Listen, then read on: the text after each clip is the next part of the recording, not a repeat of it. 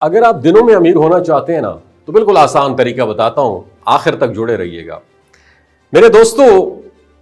ابھی آپ نے غور کیا ہے کہ کچھ لوگ زندگی میں ہمیشہ مالی طور پر خوشحال نظر آتے ہیں، جبکہ کچھ لوگ محنت کے باوجود بھی ہمیشہ پیسوں کی کمی میں رہتے ہیں۔ اس کا راز صرف قسمت یا محنت میں نہیں بلکہ ان کے فیصلوں اور عادات میں چھپا ہوا ہوتا ہے۔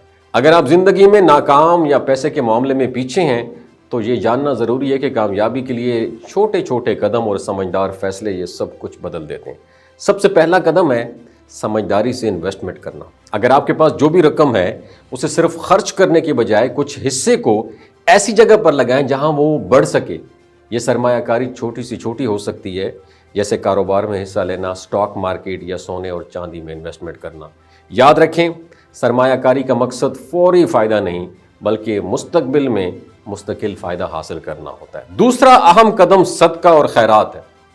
اگرچہ یہ عام طور پر روحانی فائدے کے لیے کہا جاتا ہے مگر اس کے مالی پہلوؤں کو بھی نظر انداز نہیں کیا جا سکتا۔ اللہ تعالیٰ قرآن میں فرماتا ہے کہ جو رزق آپ نے دیا ہے اس میں سے دوسروں کو بھی دیں، اللہ اسے پھر بڑھا دیتا ہے۔ چھوٹے چھوٹے صدقے سے بھی آپ کی مالی حالت میں حیرت انگیز تبدیلی آ سکتی ہے۔ اور ہاں، یہ صدقہ حلال میں سے دینا ہے، آپ نے ضرور فوکس کرنا ہے۔ یہ نہ صرف دل کو سکون دیتا ہے بلکہ دولت کو بھی برکت دیتا ہے۔ تیسرا قدم اپنے روزمرہ کے خرچوں پر آپ نے کنٹرول کرنا ہے۔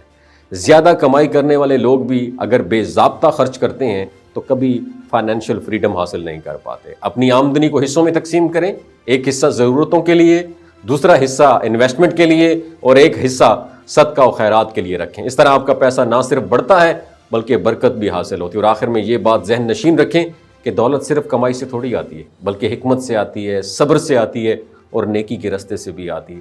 چھوٹے چھوٹے فیصلے، مستقل محنت اور دوسروں کی مدد حاصل کرنے کا جذبہ آپ کو مالی طور پر مضبوط اور زندگی میں کامیاب بنا سکتے ہیں۔ آج ہی سے اپنی مالی فیصلوں کو سمجھداری سے کرنا شروع کریں، سرمایہ کاری کریں، صدقہ دیں اور غیر ضروری خرچ سے بچیں، اور آپ دیکھیں گے کہ آپ کی زندگی میں خوشحالی اور سکون خود بخود بڑھنے لگ گیا ہے۔ وما علینا الا البلاغ المبین۔ تو کبھی فائنینشیل فریڈم حاصل نہیں کر پاتے۔ اپنی آمدنی کو حصوں میں تقسیم کریں، ایک حصہ ضرورتوں کے لیے، دوسرا حصہ انویسٹمنٹ کے لیے اور ایک حصہ صدقہ و خیرات کے لیے رکھیں۔ اس طرح آپ کا پیسہ نہ صرف بڑھتا ہے بلکہ برکت بھی حاصل ہوتی ہے۔ اور آخر میں یہ بات ذہن نشین رکھیں کہ دولت صرف کمائی سے تھوڑی آتی ہے بلکہ حکمت سے آتی ہے، صبر سے آتی ہے اور نیکی کے راستے سے بھی آتی ہے۔